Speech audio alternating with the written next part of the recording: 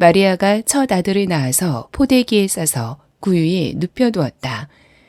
여관에는 그들이 들어갈 방이 없었기 때문이다.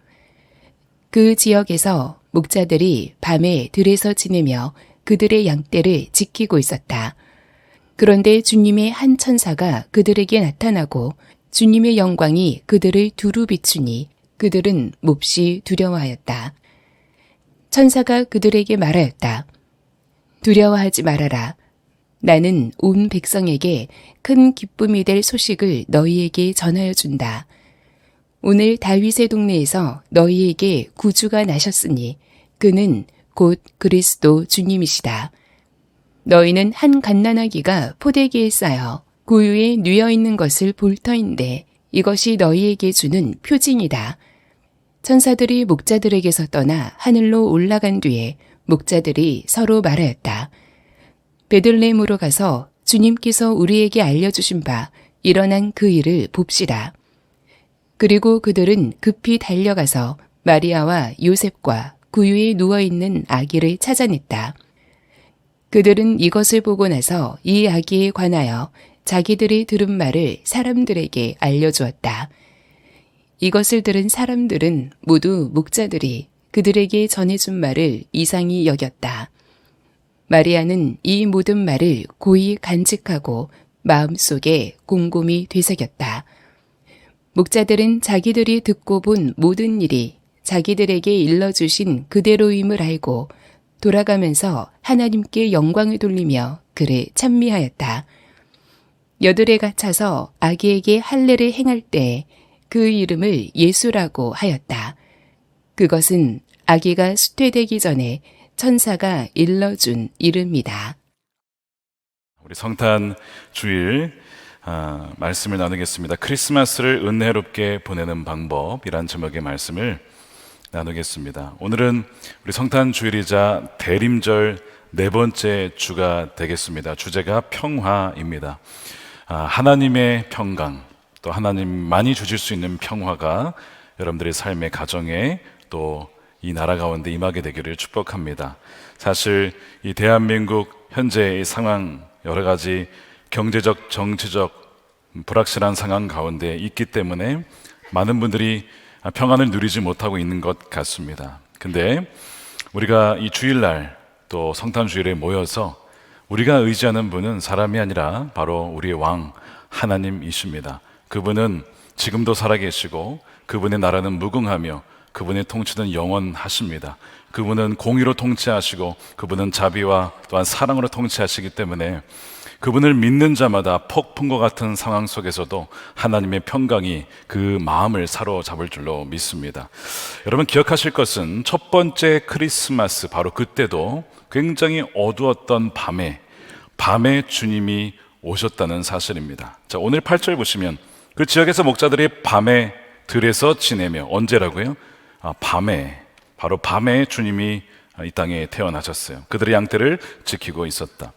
그러니까 첫 번째 주님이 오실 때 그때는 밤에 오셨고 예수님이 다시 오실 때도 성경을 가만 보니까 신랑이 한밤중에 온다고 했습니다. 여러분 이 밤이라고 하는 것은 여러 가지 의미가 있죠. 영적으로 사람들이 잠들어 있을 때에 세상이 굉장히 어두울 때에 바로 이 밤이라고 하는 의미가 바로 영적인 어두움을 상징합니다. 바로 그때의 빛으로 오신 분이 우리 주님이십니다. 크리스마스에 여러 가지 상징이 있는데 그 중에 대표적인 것이 바로 별이죠. star. 바로 이 별이 여기 있는 이유가 바로 그것입니다. 바로 이 별이라고 하는 것이 동방박사가 보았던 바로 그 별을 상징하기도 하고 두 번째로는 바로 예수님 그 자신이 내가 바로 어두운 밤, 새벽, 별이라고 말씀하셨기 때문에 그렇습니다. 요한계시록 22장 16절에 나 예수는 다윗의 뿌리요 자손이니 곧 광명한 새벽별이라 하시더라. 예수님은 단지 다윗의 후손만이 아니고요, 다윗의 뿌리이십니다. 왜요? 그분은 창조주이시기 때문에 그렇습니다. 그분이 다윗을 지으신 거예요. 그리고 다윗의 후손으로 오셨어요. 그분이 새벽별입니다. 어둠을 밝히러 오신 거예요. 경제적으로 지표들이 굉장히 좋지 않습니다. 지난 한 주 환율이 1450원을 넘었다가 다시 내려가긴 했지만 지난 2008년 경제 위기 이후로 처음인 걸로 알고 있습니다. 정치적 불안으로 국민은 분열이 되었고 이념 갈등은 증폭되고 있는 이 어두운 세상에 바로 지금 이런 시즌에 우리가 그때처럼 크리스마스를 맞이하고 있습니다. 어두운 세상이지만 더 어두운 세상인 이유는 영적인 어둠인데 바로 그 당시에 이렇게 예수님이 오셨지만 빛으로 오셨지만 그 빛을 깨닫지 못한 이들이 굉장히 많았습니다. 그분이 왕이심을 알지 못했다는 거예요. 요한복음 1장 4절에 그 예수 안에 생명이 있었으니 이 생명은 사람들의 빛이라. 사람들은 본래 어두운데 빛인 그분이 오실 때에만 밝아질 수 있고 살아날 수가 있고 생명을 얻을 수가 있어요. 예수님 안에 생명이 있음을 믿으시길 축복합니다. 그분이 생명으로 오셨어요. 그런데 그 빛이 어둠에 비추었지만 어둠이 깨닫지 못하더라. 어둠이 그 빛을 거부하여서 계속 어둠에 머무는 안타까운 일이 벌어지죠. 11절에 자기 땅에 왕이 오셨는데 그 백성이 왕을 알아보지 못하고 왕을 죽이려 하고 실제로 왕을 죽였습니다. 이것이 굉장한 비극입니다. 단지 어둠에 있는 것만이 아니라 빛으로 오신 그분을 못 알아봤다는 것, 그리고 왕을 영접하지 않았다는 것이 가장 큰 비극이죠. 오늘 본문에도 보면 예수님이 이 땅에 오셨지만 예수님을 알아보지 못한 참으로 안타까운 사람들이 나오는데 그 중에 한 명이 바로 여관 주인입니다. 로마 황제의 칙령으로 말미암아 호적을 하라. 그래서 나사렛에 있던 요셉과 마리아가 베들레헴으로 내려왔습니다. 이미 잉태간 상황이었고 이제 출산을 해야 되는데 여관에 방이 없었어요. 유명한 여러분 드라마 뮤지컬도 보시면 빈 방이 있습니까? 빈 방이 없었어요. 이 여관 주인의 입장에서는 이미 방이 꽉 찼기 때문에 요셉과 마리아를 위해서 줄 수는 없었습니다. 그래서 오늘 7절에 보면 마리아가 첫 아들을 결국 낳게 되는데 어디에서 낳냐면 포대기에 싸서 구유에 눕혀두었다. 아마 우리가 마곡간이라고 추측을 하는, 마곡간이란 표현 나와 있지 않지만 마곡간일 것이라 추측하는 구유에 낳게 되어 거기에 올려두게 됩니다. 여관에는 그들이 들어갈 방이 없었기 때문입니다. 여관 주인은 자선 사업을 하는 분이 아니었어요. 어쨌든 비즈니스를 해서 수익을 얻어야 했기 때문에 고객들이 먼저 왔으면 당연히 꽉 찼으면 더 이상 방을 내줄 수가 없는 것이죠. 쫓아낼 수가 없는 거예요. 안타깝게도 빈 방이 없었기에 결국 예수님은 동물들의 밥통인 구유에 뉘어졌습니다. 하지만 더 슬픈 일은 이 여관 주인이 왕이신 주님을 알아보지 못했다는 데 있습니다. 영업하느라 비즈니스 하느라 너무 바빠서 나에게 온 우주 만물을 창조하신 그 창조주가 내게 오셨음에도 불구하고 그분을 알아보지 못하고 지나갔다는 것이 굉장히 안타까운 일인데 이런 일이 지금도 벌어질 수 있는 것이죠. 크리스마스가 왔지만 다가오고 있지만 여전히 많은 사람들이 크리스마스를 알아보지 못하고 그것이 무엇인지 내게 어떤 의미인지 모른 채 보내고 있다는 거예요. 그날이 무슨 날인지 모르고 또한 비즈니스 하느라 자신의 일에 너무 바빠서 그분을 알아보지 못합니다. 주님이 다시 오실 때에도 그렇다고 했습니다. 노아와 같이 사람들이 시집가고 장가가고 자기의 반일을 하다가 결국에는 갑자기 주님이 오신 것을 준비하지 못한 채 맞이하게 될 것이다 라고 했습니다. 여러분들은 지금 이번 크리스마스를 어떻게 보내고 계십니까? 어떤 분들은 나라가 너무 어렵기 때문에 우리가 크리스마스를 보내는 것은 힘들지 않겠나 이렇게 말씀하시는 분들도 계실 겁니다. 근데 여러분, 그럴수록 세상이 어둡기 때문에 크리스마스를 더 잘 보내야 됩니다. 바로 어두운 세상을 구원하시기 위해 주님이 오신 것이기 때문에 그렇습니다. 세상이 혼란스럽기 때문에 더더욱 성탄절의 의미를 우리가 잘 지켜야 된다는 것이죠. 성탄절의 메시지는 두려워하지 말아라. 큰 기쁨의 소식이 너희에게 주어졌다. 평화가 왔고 어둠 가운데 빛이 비추어졌다. 다만 사람들이 모를 뿐이라고 말씀하고 있어요. 여러분, 이것이 우리에게 주는 메시지가 무엇일까요? 우리도 이미 빛이 주어졌지만 모르는 것 아닐까요? 주님이 우리의 이미 영원한 왕이 되셨는데 여전히 우리는 마치 왕이 안 계신 것처럼 두려워하고 있지는 않습니까? 그래서 오늘 이 말씀을 통해 우리가 어떻게 해야 크리스마스를 은혜롭게 잘 보낼 수 있는지를 이 별이라고 하는 영어 단어 star에 STAR을 맞추어서 4가지 방법을 나누고 맞추려고 합니다. 첫 번째, 크리스마스를 은혜롭게 보내는 방법, 첫 번째는 S인데 따라하겠습니다. 나누라. 성탄의 의미와 기쁨을 나누는 것입니다. 자, 9절에 보면 베들레헴의 목자들이 주님의 한 천사가 나타났을 때 굉장히 두려워했습니다. 지금 오늘날 우리 대한민국의 국민들처럼 말입니다.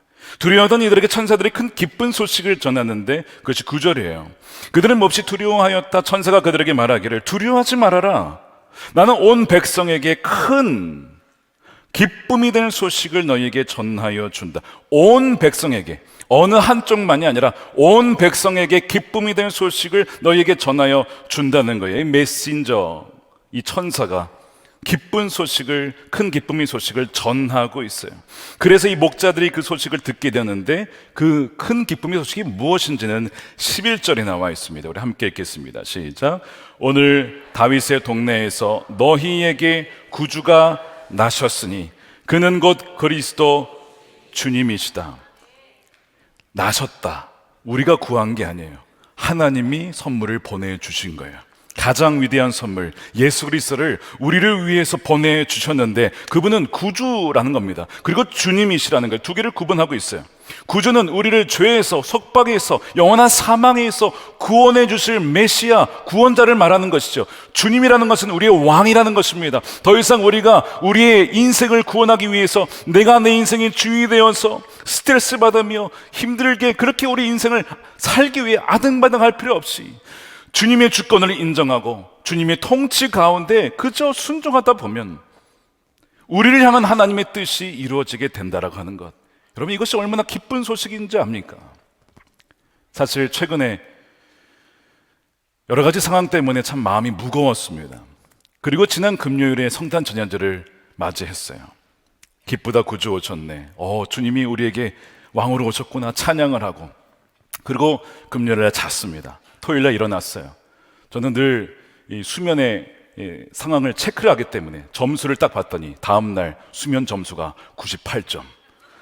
너무나 평안하게 잔 겁니다. 말도 안 되는 일이에요. 지금 여러 가지 사역의 상황과 우리의 시국을 봤을 때 그렇게 평안할 수가 없는데 너무나 평안하게 잘 잔 거예요.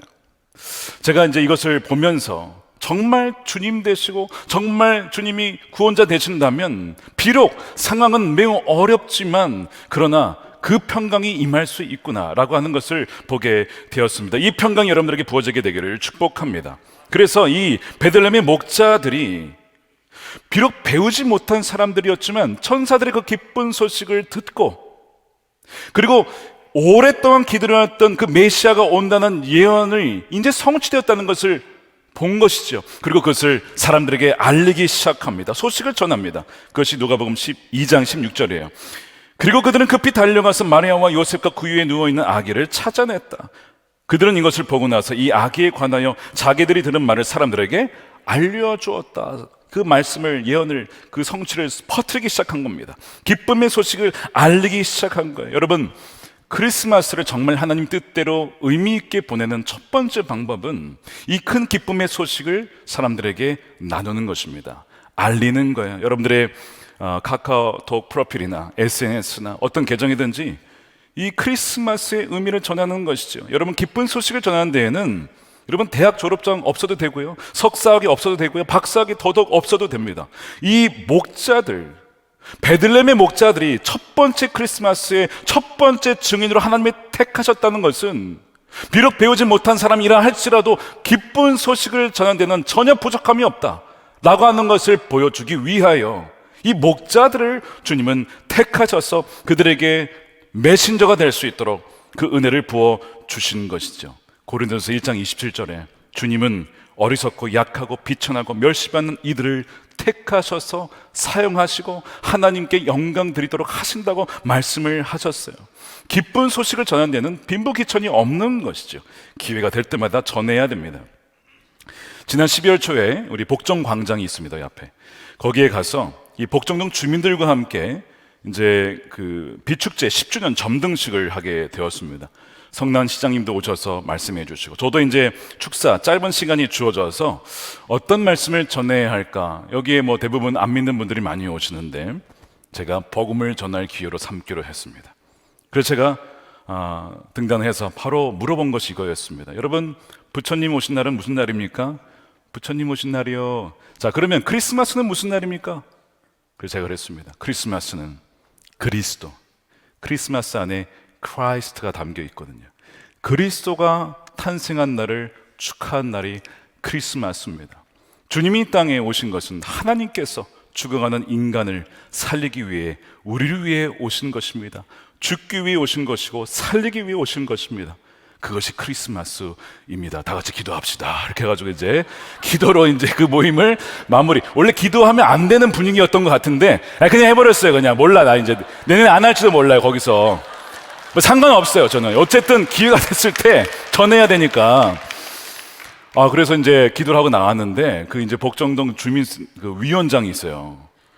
제가 이제 눈치를 보게 되는 거야. 약간 이분이 어떠신가 했더니 그분은 안 믿는 분이에요. 그분은 오히려 불교 신자에 가까우신데 목사님 너무 좋았어요 그러면서 오히려 너무 좋아하시는 겁니다. 그래서 이건 하나님께서 또한 사용하셨구나 싶은 겁니다. 여러분, 요즘에 나가면요 크리스마스라는 단어 보기 어렵습니다. 그냥 즐거운 휴일, 해피 할러데이 이렇게만 돼 있어요. 여러분, 크리스마스가 무엇인지 우리가 나누지 않으면요, 여러분 동사무에서 알려줍니까? 구청에서 알려줍니까? 시청에서 알려줍니까? 뭐 나라에서 아니에요. 우리에게 전할 사명이 있는 것이고 우리가 기쁜 소식을 나눠야 될 증인으로 주님은 우리를 부르신 것입니다. 그러니까 여러분, 첫 번째 뭐 해야 되냐면 나누셔야 돼요. 지난주 2부 예배 때 세례를 받으신 분이 참 귀한 간증을 하셨어요.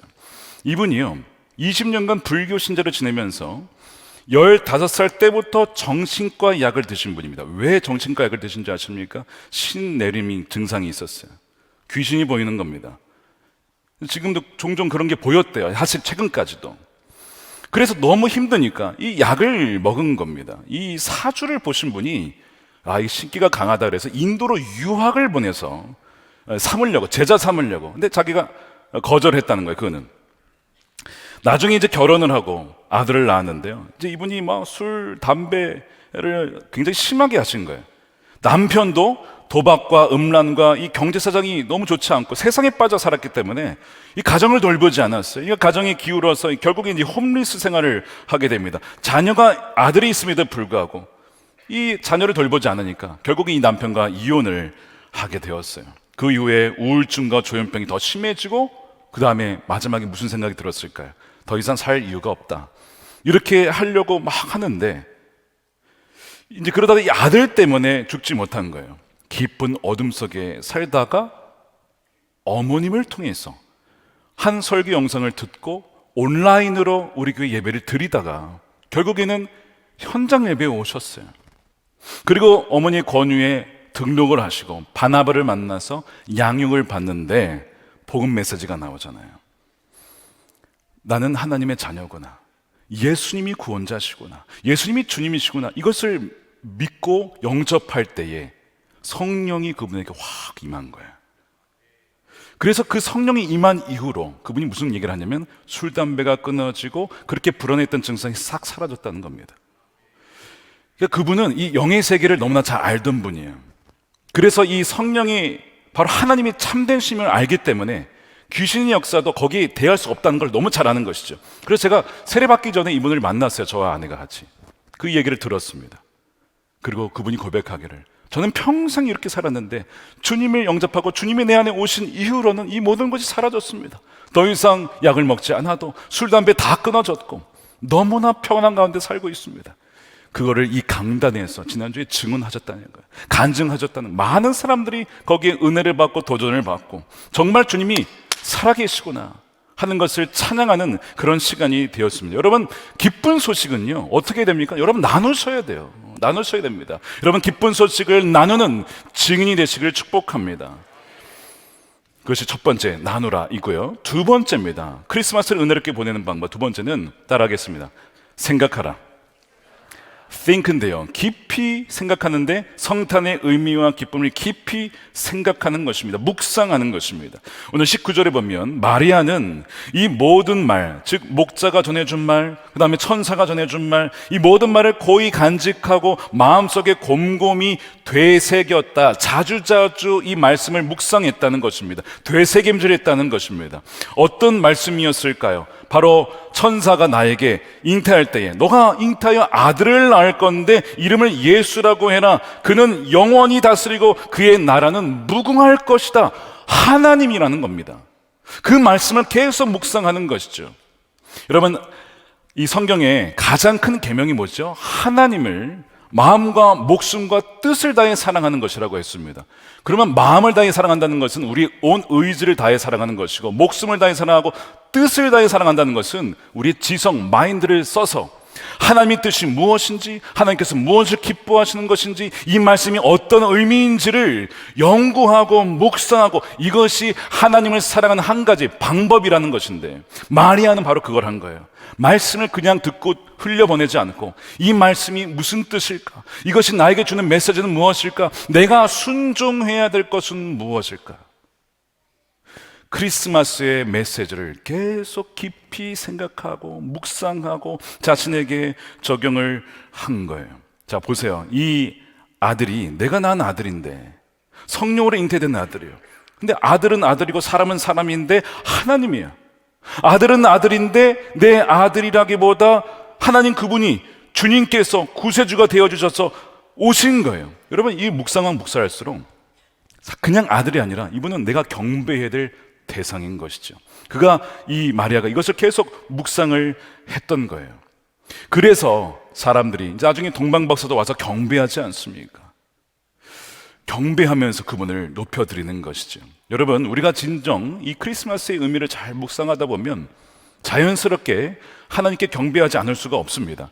20세기의 최고의 변증가로 불리는 사람이 있는데, C.S. 루이스라는 사람이 순전한 기독교라는 책에서 이런 얘기를 했어요. 잘 들어보세요. 인간에 불과한 어떤 사람이 자신이 하나님이다 라고 하는 예수와 같은 주장을 했다면 그는 정신병자이거나 아니면 그의 발 앞에 엎드려 오, 하나님이시군요, 이렇게 엎드려 절해야 된다. 그러나 위대한 인류의 스승이니 어쩌냐는 그럴 중간에 어정쩡한 여지를 주지 않았다. 우리는 그분을 정신병자를 여기든지 아니면 위대한 인류의 스승이 아니라 하나님이요 주님으로 그렇게 경배하든지 둘 중에 하나를 선택해야 된다. 이런 얘기를 하셨어요. 여러분들, 우리가 오늘 예배를 드릴 때 주님을 찬양했습니다. 주님이 우리의 왕이시기 때문에 그렇죠. 근데 어떤 분들은요, 주님을 진짜 왕으로 모시기보다는 그렇다고 해서 이상한 분을 여기는 것이 아니라 왕도 아니고 이상한 분도 아니고 어정쩡하게 그렇게 대할 수도 있어요. 물론 그런 분들도 예배할 수 있지만 오늘 분명히 믿으시기 바랍니다. 그분은 단지 위대한 4대 성인 중에 한 분이 아니라 하나님 그분이시고 바로 우리의 구세주요 우리의 주님이십니다. 그분이 오신 거예요. 자, 너희에게 구주가 나셨으니 그는 곧 그리스도 주님이시다. 이 성탄의 의미, 그것이 나에게 주는 의미를 깊이 묵상하는 이번 크리스마스가 되시길 축복합니다. 세 번째로 이어집니다. 성탄절을 은혜롭게 보내는 세 번째 방법은 A로 따라하겠습니다. 놀라워하라. 성탄의 사건과 그분에 대해서 놀라워하는 겁니다. 자, 18절에 듣는 자가 다 목자들이 그들에게 말한 것들을 놀랍게 여기되라고 되어 있습니다. 놀라워했다는 거예요.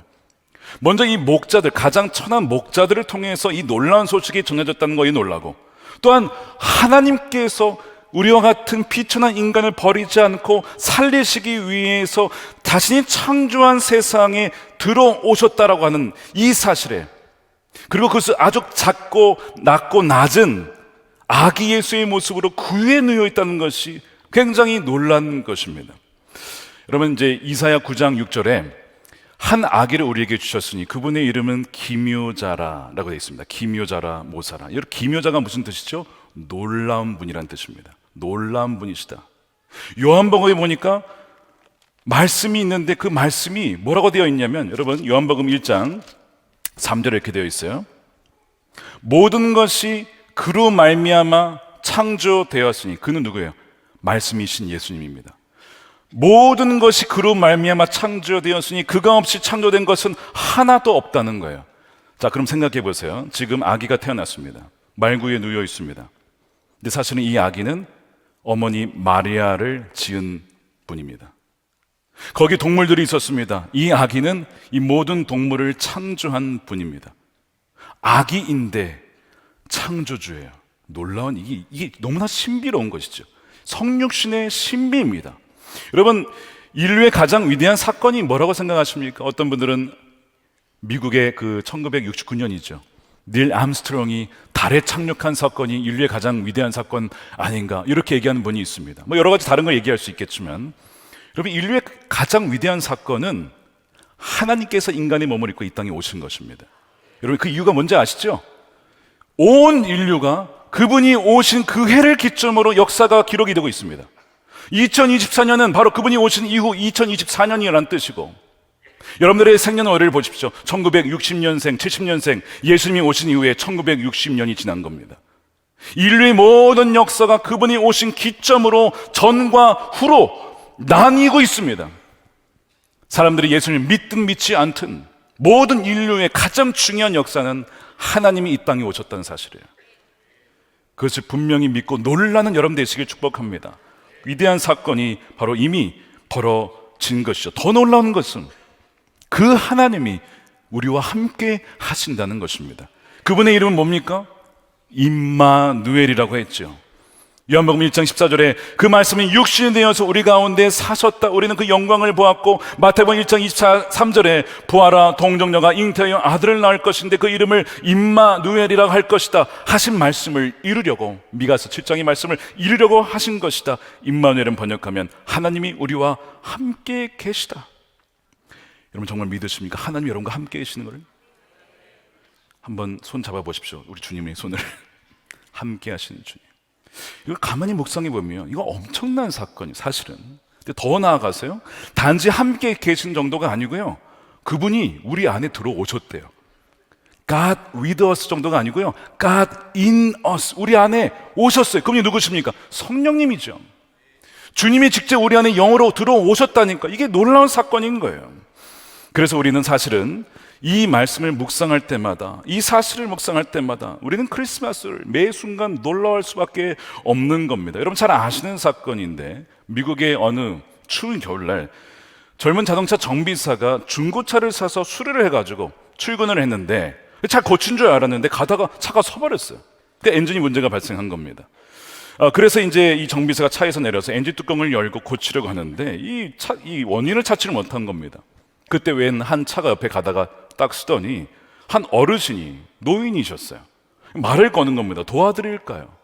자기는 젊은 정비사고 이분은 노인이신데 어떻게 돕겠다는 거죠? 저는 정비사입니다. 괜찮습니다. 하고 고치는데 잘 못 고쳐요. 그걸 보고 있던 그 어르신께서 딱 오시더니 그 엔진의 어떤 파트를 싹싹 만지십니다. 그리고 시동을 걸어보러 가는 거예요. 안 걸리죠. 자기가 다니는데 안 되는데. 근데 딱 걷는데 시동이 딱 걸립니다.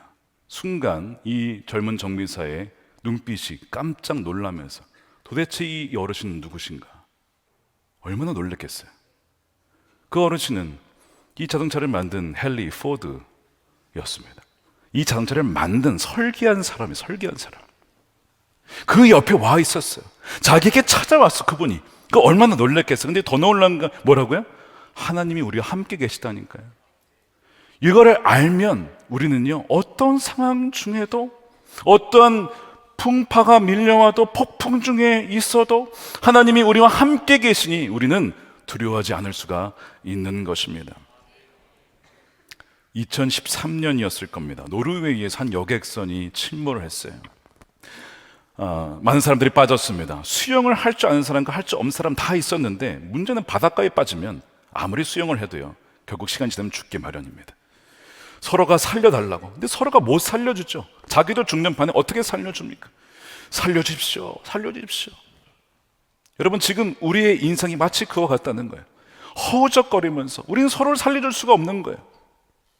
그때 헬리콥터가 와서 사람들을 하나하나씩 구조하기 시작합니다. 여러분, 이것이 우리에게 벌어진 사건이에요. 우리가 죽어갈 때에 주님께서 마치 구원자가 되어주셔서 우리에게 다가오셔서 우리와 함께 가시고 우리의 생명을 건져주신 이 사건이 크리스마스의 의미예요. 아까 정비사가 어떻게 해서든 자기가 이 차를 고쳐보려고 아등바등하고 있었는데 우리도 마찬가지입니다. 우리의 인생을 어떻게 하면 잘 살아보려고 열심히 일을 하죠. 열심히 자기 개발을 합니다. 열심히 좋은 대학에 가려고 하고 좋은 직장에 가려고 하지만 계속해서 그 기대치는 높아지고 나는 그것을 다할 수가 없고 스트레스가 쌓이고 사람들에게 짜증을 내고 그러다가 무너져 내리는 것이죠. 내 인생이 내가 내 주인이 된다고 해서 세울 수가 없는 것이구나. 그래서 오신 분이 누굽니까? 바로 예수님이십니다. 그분이 우리의 주인으로 오신 거예요. 사랑하는 여러분, 우리가 크리스마스를 맞이해서 다시 한번 정말 주님이 나의 주인이 되시는가? 우리가 그것을 묵상할 때에 놀라우신 모사이신 주님을 우리가 마음 가운데 되새기고 그분을 모시고 그분을 찬양하며 의지할 때에 평강을 누린 여러분 되시기를 축복합니다. 마지막 네 번째입니다. 마지막 네 번째 따라하겠습니다. 찬양하라.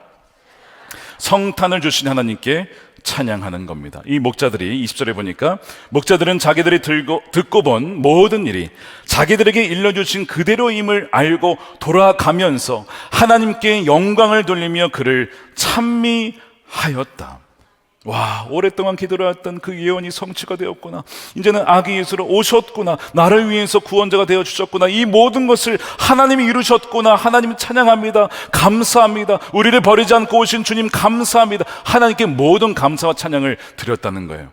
여러분, 우리가 크리스마스를 잘 보낸다는 의미는 바로 이것입니다.